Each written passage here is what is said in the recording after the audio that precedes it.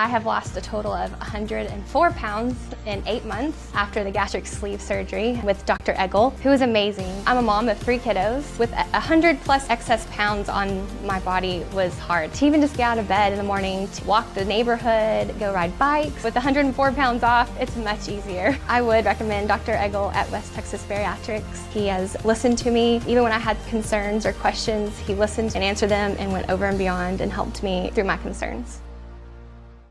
With Chief Meteorologist John Robinson. We still have plenty of intense lightning, a couple of severe thunderstorms, and one over Crosby and Dickens County working its way generally east. But I wanted to show you the lightning once again, and rainfall amounts, by the way, from the Weather Service, 0.4 of an inch is the side spectrum, but around the city, unofficially reports of 3/4 to an inch of rain. Also, additional information here, and again, as you see the lightning there, I'm going to mention information just came in from the Weather Service. The strongest thunderstorms are generally on a line from about 4 miles west of Rawls to 3 miles east of Dickens.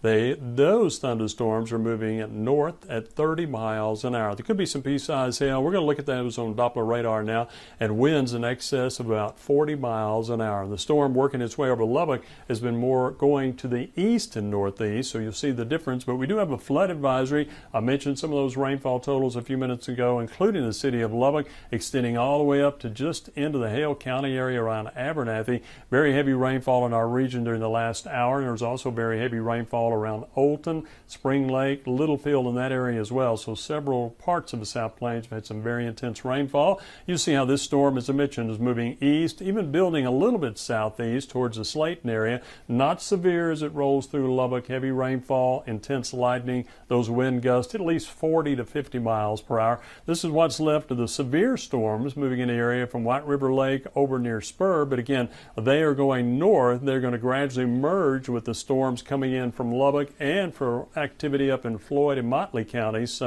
you're going to see a lot of rain in this east and northeastern areas of the South Plains over the next hour. Some very intense lightning and some very strong winds as well. Most of the storms should decrease and stay below severe levels as they work their way out of the region, dumping some welcome but very heavy rainfall. Still a few showers and storms up around the Turkey community, east of Silverton and Kittiquay as well. And a little bit of thunderstorm activity still extending out into Hockley County and back into northern Yoakum County. Gradually, this entire complex will work its way out of the region, and then we will start possibly again tomorrow afternoon with another round of scattered showers, thunderstorms. It doesn't look quite as intense tomorrow as it has been today on the South Plains, but again, heavy thunderstorm advisory in effect from Lubbock to the north and northeast as well. Now, as far as your forecast models, as you watch the thunderstorms occur here, and be aware of the intense lightning, wind gust again very strong, and maybe small hail. As we look at morning lows, it will calm down once again. It'll be back to clouds, maybe some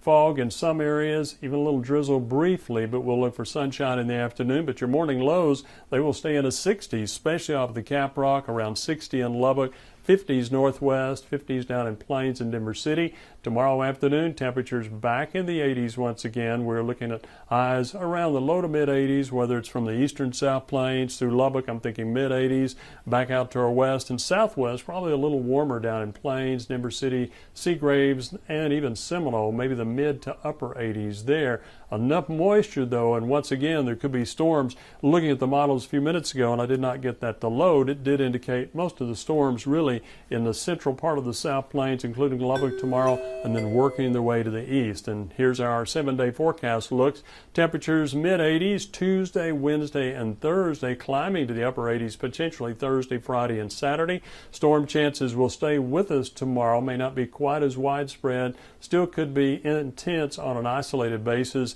and then we'll see a decrease again a little bit more on Wednesday, may increase again on Thursday and Friday going into the Memorial weekend, carrying a chance of thunderstorms on Saturday, Sunday, and even on Monday as well. But the daytime high is still remaining in the 80s. And our Hartman Roofing News Channel 11 rain gauge winner for tonight is James Hartline of Levelland. Karen and Abner. Hey, thank you, John. Coming up, health-wise,